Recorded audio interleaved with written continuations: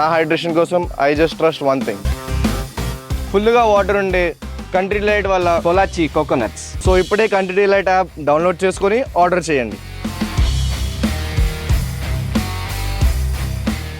పహల్గామ్ ఉగ్ర దాడి తర్వాత జరిగిన అఖిలపక్ష భేటీలో రాహుల్ గాంధీ కాంగ్రెస్ పార్టీ ప్రధాన ప్రతిపక్షం కాబట్టి మీరు తీసుకునే ఎటువంటి నిర్ణయానికైనా ఓకే చెప్తాము, మేము వెంట ఉంటాము అని మాట్లాడారు. దాదాపు పహల్గామ్ దాడి జరిగిపోయి 10 రోజులు దాటింది సార్. సో ఎప్పుడు మిలిటరీ యాక్షన్ ఉంటుందా లేకపోతే సర్జికల్ స్ట్రైకా, రకరకాల ఊహాగానాలు వస్తూ ఉన్నాయి. ఈ నేపథ్యంలో రాహుల్ గాంధీ నిన్న మోదీని ఒకటి క్వశ్చన్ చేశారు సార్, ఎందుకు లేట్ చేస్తూ ఉన్నారు, ఎందుకు మీనమేషాలు లెక్కిస్తూ ఉన్నారు ఉగ్రవాదులపై చర్య తీసుకోవడానికి అని చెప్పేసి. ఒకసారి రాహుల్ బైట్ ప్లీజ్ అండి. Killed in cold blood. Okay? It is pretty clear who is responsible for this. The people who are responsible for this must pay a price. The Prime Minister has to take action, right? And the action has to be clear and it has to be strong, without any confusion. The Prime Minister must not dilly-dally, must not waste time, must make it very clear that India is not going to tolerate this type of nonsense. So he needs to act. That's what I'm saying. He can act in whatever time frame he thinks necessary, but he has to act soon.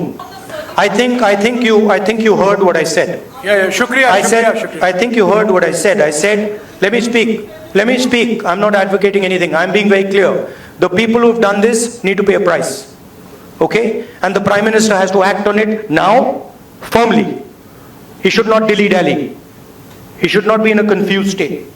Delhi late చేస్తున్నారు అంటూ ఉన్నారు. ఆయన ఢిల్లీలో మళ్ళీ రాహుల్ గాంధీ అంటున్నాడు, ఈ can act his own time frame అంటున్నాడు. ఆయన సమయాన్ని తీసుకోవాలి, కానీ త్వరగా చర్యలు తీసుకోవాలి. ఢిల్లీ జాలి చేయకూడదు, కన్ఫ్యూజ్ స్టేట్లో ఉండకూడదని, ఆలస్యం చేయకూడదు అని ఇక్కడ ఆలస్యం చేశారు. ఇప్పుడు మనకు అర్థం కావాల్సింది అంటే ఇదేమి ఇంటి పక్కన వచ్చి పోయి కొట్టిరావడం కాదు కదా. అనేక ఫ్యాక్టర్స్ని పరిగణలోకి తీసుకొని వాటి కాన్సిక్వెన్సెస్ ఏంటి అని అంచనా వేసుకొని ప్రతి యాక్షన్కు రియాక్షన్ ఉంటుంది. అది పాకిస్తాన్ నుంచి ఉంటుంది, బయట నుంచి ఉంటుంది. సో ఇవన్నీ తీసుకొని చేయాలి కదా. అపోజిషన్ నుండి మాట్లాడడం చాలా ఈజీ, ప్రభుత్వంలో ఉండి చేయాలనుకుంటే చిన్న పొరపాటు జరిగినా మళ్ళీ ప్రభుత్వాన్ని అకౌంటబుల్ చేస్తారు కదా, ప్రజలు అకౌంట్ చేస్తారు, రాజకీయ పార్టీలు అకౌంటబుల్ చేస్తాయి కదా. ఇలా ఏదైనా పొరపాటున మిస్అడ్వెంచర్ జరిగిందనుకోండి, మిస్కాలిక్యులేషన్ జరిగిందనుకోండి, మళ్ళీ was to pay the price గవర్నమెంటే కదా. అందువల్ల ప్రతిపక్షంలో ఉన్న వాళ్ళు ఏమైనా అడుగుతారు, ఏమైనా మాట్లాడతారు. అధికారంలో ఉన్న వాళ్ళు అన్ని రకాల డైమెన్షన్స్ను పరిగణలోకి తీసుకొని చేయాలి. ఈ 10 డేస్లో ఎక్కడ ఆలస్యమైంది? Already cabinet committee on security 2-3 సార్లు మీట్ అయింది, cabinet committee on political affairs meet అయింది, ప్రైమ్ మినిస్టర్ నేషనల్ సెక్యూరిటీ అడ్వైజర్తోనూ, త్రివిధ దళాధిపతులతోనూ, చీఫ్ ఆఫ్ డిఫెన్స్ స్టాఫ్తోనూ కూడా మీట్ అయ్యారు. వారికి ఫ్రీ హ్యాండ్ ఇచ్చారు. ఏ సమయంలో ఏ టార్గెట్ పైన ఏ రూపంలో అటాక్ చేయాలన్నది మిలిటరీకి అప్పచెప్పారు. ఇంకా డిలే ఎక్కడిది అంటే, ఇదేమన్నా స్విచ్ చేస్తే వెంటనే వెలగడము, స్విచ్ ఆఫ్ చేస్తే ఉంటుంది కదా. సో నాకు గుర్తున్నంత వరకు బాలకోట్ స్ట్రైక్స్ కూడా పుల్వామా దాంతో 12 days ఏమో తీసుకున్నారు. ఇది రోజుల్లో లెక్క పెట్టడం, గంటల్లో లెక్క పెట్టడం కాదు. ఎస్, రాహుల్ గాంధీ అన్నట్లు త్వరలో సూన్ తీసుకోవాలని నిజం. ఎప్పుడో 6 నెలలు, ఏడాది తర్వాత రియాక్ట్ అయితే ఉపయోగమే ఉండదు కదా. కానీ we cannot calculate in terms of hours and days. అది కరెక్ట్ కాదు. ఎందుకంటే ఇవన్నీ స్ట్రాటజిక్ డిసిషన్స్, రక్షణపరమైన వ్యూహాత్మక నిర్ణయాలు. ఈ నిర్ణయాలు తీసుకునేటప్పుడు ఎక్కడా పొరపాటు జరగకూడదు. అందువల్ల ప్రతిపక్షాలు క్వశ్చన్స్ రైజ్ చేయొచ్చు, డెఫినెట్గా రైజ్ చేయొచ్చు. నేను చాలాసార్లు మాట్లాడుతూ వచ్చాను, 4,000 మంది పర్యాటకులు ఉన్నప్పుడు 4 జవాన్లు ఎందుకు లేరు? ఇప్పుడు ఇన్ని రోజులైనా ఆ తీవ్రవాదులను ఎందుకు పట్టుకోలేకపోయాం? వాళ్ళు ఎక్కడికి పోయారు? ఎందుకంటే వాళ్ళు పట్టుకుంటే మనకు అడ్వాంటేజ్, ఎందుకంటే వాళ్ళ జాతీయత బయటపడతాయి. ఇప్పుడు అజ్మల్ కసాబ్ ఒక్కడు బతుకున్నాడు కనుక వాడిని మనం పట్టుకున్నాం, వాడు పాకిస్తాన్ ఆరిజిన్ బయటపడింది. ఇప్పుడు పాకిస్తాన్ మాకు సంబంధం లేదని కహానీలు చెప్తుంది. ఇప్పుడు ఆ తీవ్రవాద దాడులకు పాల్పడిన వాడిని మనం పట్టుకున్నాం అనుకోండి, వాడు జాతీయత అర్థమైపోతుంది కదా. వాడు మాట్లాడే భాష ఇప్పుడు ఆల్రెడీ అందులో కొందరు ఫస్తూన్ భాష మాట్లాడారు అంటారు. సో వాడికి ఇంకో భాష రాదు కదా. సో అందువల్ల వాళ్ళని పట్టుకోవడం అనేది చాలా కీలకం టు ఎక్స్పోజ్ పాకిస్తాన్. పాకిస్తాన్ ఈ పని చేస్తే మనకు తెలుసు, ప్రపంచానికి తెలుసు, కానీ పాకిస్తాన్ ఒప్పుకోవడం లేదు. పాకిస్తాన్ మిత్ర దేశాలు వాదిస్తాయి. పాకిస్తాన్ వైఖరికి కూడా మీరు గమనంలో ఉంచుకోవాలి కదా, వాళ్ళు కూడా తీవ్రవాదానికి బాధితులే కదా. ఈ మాట అమెరికా అధ్యక్షులు లాంటి వాళ్ళు కూడా చాలామంది మాట్లాడారు. They are also victims of terror అని. అందుకొరకు మనం చూపెట్టాలి, ఇది విక్టిమా పర్పెట్రేటరా అంటే పట్టుకోవాలి. 10 రోజులైనా ఎందుకు పట్టుకోలేకపోయారు? ఇలాంటి క్వశ్చన్స్ మనం అడగచ్చు, అడగాలి కూడా. కానీ పబ్లిక్ ప్రెషర్ తీసుకురాకూడదు ప్రభుత్వం పైన. ఇలాంటి నిర్ణయాలు, వ్యూహాత్మక నిర్ణయాలు పబ్లిక్ సెంటిమెంట్తో, భావోద్వేగాల ఒత్తిడిలో తీసుకోవాల్సిన నిర్ణయాలు కాదు. ప్రతిపక్షాలు కూడా ఆ మేరకు ఉందాతనాన్ని ప్రదర్శించాలి. ప్రభుత్వాన్ని మేము సమయం ఇచ్చాం, ప్రభుత్వం సరైన సమయంలో నిర్ణయం తీసుకుంటుంది అని నమ్ముతున్నాం అని వదిలేయాలి తప్ప Delhi Dolly, confuse state of mind, అలా డిలే ఎందుకు చేస్తున్నారు? కన్ఫ్యూజన్ ఎక్కడ ఉంది? క్లారిటీతో చెప్పాడు కదా ప్రైమ్ మినిస్టర్.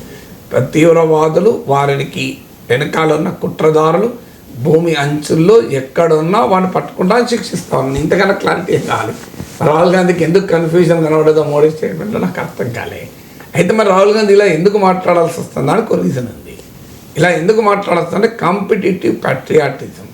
తన ప్రధాన ప్రత్యర్థి అనే బీజేపీ 2 పనులు చేస్తుంది. ఒక పని, తాము మాత్రమే దేశభక్తులం, తమకు మాత్రమే దేశభక్తి ఉంది, మోడీ చేతుల్లో ఉంటేనే భారతదేశం సురక్షితంగా ఉంటుంది, సర్జికల్ స్ట్రైక్స్ ఇలాంటి దాడులు మేము మాత్రమే చేశామని. ఇది మొదటి కారణం. ఇది ఫ్యాక్చువల్లీ కరెక్టా? కాదు. ఇలా బంగ్లాదేశ్ విమోచన ఎలా స్టార్ట్ అయింది? పాకిస్తాన్ 2 ముక్కలై బంగ్లాదేశ్గా ఏర్పడినప్పుడు బీజేపీ అధికారంలో ఉందా? కాంగ్రెస్ పార్టీ కదా అధికారంలో ఉంది. ఇందిరాగాంధీ కదా ప్రైమ్ మినిస్టర్. ఇందిరాగాంధీని ఆనాడు జనసంఘ్ నాయకుడైన వాజ్పేయి దుర్గామాతతో పోల్చాడు కదా. మరి దుర్గామాతతో జనసంఘే పోల్చింది, వాజ్పేయి పోల్చాడు ఇందిరాగాంధీని.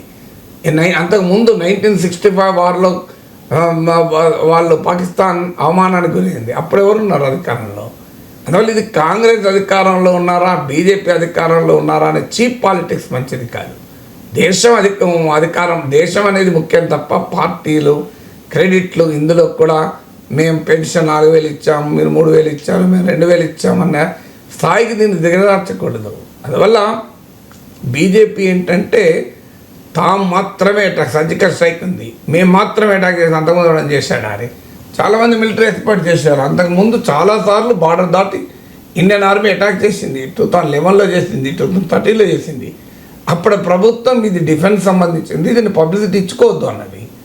ఇప్పుడు ఏంటంటే సర్జికల్ స్ట్రైక్ ముందు ప్రెస్ కాన్ఫరెన్స్ పెడతారు, తర్వాత పెడతారు, అవసరమైతే మీడియాను తీసుకెళ్ళి సర్జికల్ స్ట్రైక్ చేస్తారు.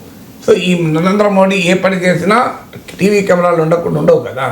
ఆయన టెంపుల్లోకి వెళ్ళినా టీవీ కెమెరాలు ఉంటాయి, ఆయన పుణ్యస్నానానికి వెళ్ళినా టీవీ కెమెరాలు ఉంటాయి, ఆయన తల్లి పాదాలకు కాళ్ళు కడిగినా టీవీ కెమెరాలు ఉంటాయి. So that is the Modi style.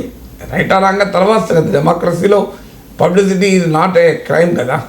So అందువల్ల మీకు మోడీ ప్రభుత్వం సర్జికల్ స్ట్రైక్ విపరీతంగా ప్రచారం ఇచ్చుకుంది. అంతకుముందు ప్రభుత్వాలు ఈ ప్రచారాన్ని ఇవ్వలేదు. ఇక్కడ వాళ్ళు దాన్ని ఇది దేశ రక్షణకు సంబంధించినవి కనుక దీన్ని మనం రాజకీయాలకు వాడుకోవద్దు అని అనుకున్నారు. నేరం కాదు కదా. అందువల్ల భారతీయ జనతా పార్టీ అనుసరిస్తున్న వైఖరి వల్ల రాహుల్ గాంధీ ఇలా మాట్లాడాల్సి వస్తుంది. కాంపిటేటివ్ ప్యాట్రియాటిజం పోనీ అదొక డైమెన్షన్. తామే దేశభక్తులం అని చెప్పుకోవచ్చు, ఎవరి ఇష్టం వారు, అభ్యంతరం లేదు. కానీ ప్రతి ఒక్కరిని శీల పరీక్ష పెట్టడం, ప్రతి ఒక్కరిని అగ్ని పరీక్ష, మీరు కూడా అగ్నిలో దూకి మీ పవిత్రత నిరూపించుకోవాలి. ఇది ఎక్కడ పంచాయతీ? దేశం ఇప్పుడు పవన్ కళ్యాణ్ లాంటి వాళ్ళు బీజేపీకి అనుబంధంగా ఉన్నవారే ఏం మాట్లాడుతున్నారు? కాంగ్రెస్ వాళ్ళందరూ పాకిస్తాన్ పోండి. దేశంలో ఒక ప్రధాన రాజకీయ పార్టీని పాకిస్తాన్ పొమ్మంటారా? ఏ పార్టీ అది? తన అన్న చిరంజీవి ప్రజారాజ్యాన్ని తీసుకెళ్ళి కలిపిన పార్టీ కదా. ఆ పార్టీని పాకిస్తాన్కి వెళ్ళమంటాడు. చిరంజీవి కూడా పోవాల్సి వస్తుంది. ఇప్పుడంటే లీడర్లు కొన్ని కాంగ్రెస్లో ఉన్నాడు లేదో తెలియదు. సో ఏం మాట్లాడుతున్నారు? ఒక రాజకీయ పార్టీని మీరు విమర్శించండి, అభ్యంతరం లేదు. కానీ కాంగ్రెస్ పార్టీ వాళ్ళతో పాకిస్తాన్కి వెళ్ళాలి, పాకిస్తాన్కి సపోర్ట్ చేసే పార్టీలో ప్రజారాజ్యాన్ని ఎందుకు విలీనం చేశారు? మరి అంత దుర్మార్గమైన పార్టీ అయితే. అందువల్ల ఇలా ప్రతి పార్టీనే కాదు, ప్రతిపక్ష రాజకీయ పార్టీ కాదు, నాయకులనే కాదు. రాహుల్ గాంధీ ఎన్నిసార్లు అంటారు ఫారిన్ ఏజెంట్ అని బీజేపీ. నాగేశ్వర్ లాంటి కూడా విశ్లేషిస్తే చాలు, వీడు చైనేశ్వర్, వీడు పాకిస్తాన్ ఏజెంట్ అంటే రోజు మేము మా భారతదేశం పట్ల మాకున్న దేశభక్తిని, భారత జాతీయత పట్ల మాకున్న విధేయతను మేము నిరూపించుకోవాలి. మాకేం కర్మ పట్టిందండి? Do we need a certificate? Narendra Modi certificate తీసుకోవాలి. This is to certify that K Nageshwar is patriotic అని. ఆ సర్టిఫికేట్ కూడా మళ్ళీ ఒక్కసారి తీసుకుంటే సరిపోదు, ఎవ్రీ 3 నెలలకు ఒకసారి తీసుకోవాలి. ఎవ్రీ 3 నెలలకు మోడీ దగ్గర అప్లై చేసి ఓ టెస్ట్ పెడతాడు, టెస్ట్ పెడితే ఆ టెస్ట్లో నెగ్గి మేము దేశభక్తులమే అని రాహుల్ గాంధీ నుంచి నాగేశ్వరరావు తీసుకోవాలి. ఇది ఎక్కడ పంచాయతీ అండి ఇది? ఈ భారతీయులు అవమానించడం కదా. భారతీయుల్ని కోట్లాది మంది ఎందుకు తీసుకొని అంటారు? 140 కోట్ల మందిలో అందరూ దేశభక్తులు కాదు. దేశభక్తులకు ఎట్లా టెస్ట్ పెట్టండి మరి, ఎలా తెలుస్తుంది? లేదా బ్రెయిన్ మ్యాపింగ్ చేస్తారా? ఎట్లా వెళ్తే దేశ మ్యాపింగ్ దాన్ని ఏదో అంటారు చూడండి, క్రిమినల్స్ జరుపుతారు చూడండి, బ్రెయిన్ మ్యాపింగ్ చేస్తారు చూడండి, పాలిగ్రామ్ టెస్ట్. అలాంటి టెస్ట్లు చెప్తారా? మరి దేశభక్తులు ఎట్లా తెలుస్తుంది మీకు? సో ఇలా ప్రతి ఒక్కరి దేశభక్తి అంటే ఒక భారత పార్లమెంట్లో ప్రధాన ప్రతిపక్ష నేత నుంచి మొదలుకొని మీడియాలో విశ్లేషించే వ్యక్తి వరకు ప్రశ్నించిన ప్రతి ఒక్కరిని దేశద్రోహి అంటుంటే ఏం చేయాలి రాహుల్ గాంధీ? అందుకే రాహుల్ గాంధీ మాట్లాడాల్సి వస్తుంది. ఢిల్లీ డార్లింగ్ ఏంటి, ఈ కన్ఫ్యూజ్ స్టేట్ ఆఫ్ మైండ్ ఏంటి, ఆలోచన ఎందుకు చేస్తున్నారు అని. కాంపిటేటివ్ ప్యాట్రియాటిజం చూడు, నీకన్నా నేనే ఎక్కువ దేశభక్తుని, చూడు నీకన్నా ఎక్కువ పాకిస్తాన్ అటాక్ చేయమంటున్నా అని కౌంటర్ అటాక్ మొదలుపెట్టారు వాళ్ళు. ఎందుకు పెట్టాల్సి వచ్చిందంటే కారణం అది పెట్టడం. అందుకే నేను నా విశ్లేషణ మీరు గమనించండి, రాహుల్ గాంధీ చేసిన వ్యాఖ్యలు తప్పని ముందు విశ్లేషించాను. కానీ ఆ తప్పుడు వ్యాఖ్యలు ఎందుకు వస్తున్నాయి? భారతీయ జనతా పార్టీ అనుసరించే రాజకీయ వ్యూహం వల్ల వస్తుంది.